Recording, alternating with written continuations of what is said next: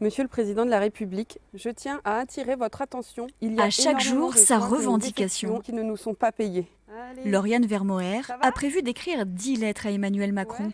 comme des milliers de ses collègues en France.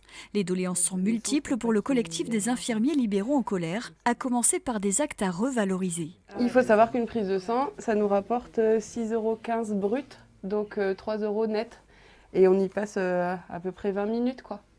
Entre les papiers à faire, la prise de sang. C'est un acte qui est chronophage.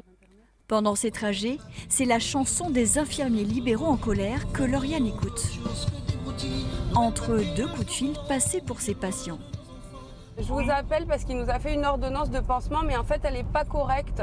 Financièrement, on n'a aucune compensation pour le temps qu'on passe au téléphone à gérer les rendez-vous de nos patients. On n'est même pas obligé de le faire, mais notre conscience professionnelle et le fait qu'on ait choisi ce métier aussi, notre humanité fait qu'on ne va pas laisser nos patients comme ça se débrouiller tout seuls alors qu'ils ne le peuvent pas.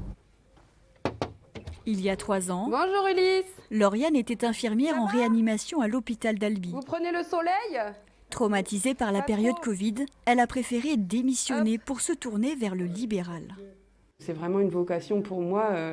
J'aime les gens, j'aime m'en occuper, c'est viscéral. Et donc je me suis dit, va voir en libéral comment ça se passe. Aujourd'hui, je me dis, si dans 2-3 ans les choses n'ont pas changé, je me réorienterai, c'est certain. Je ne finirai pas ma vie infirmière.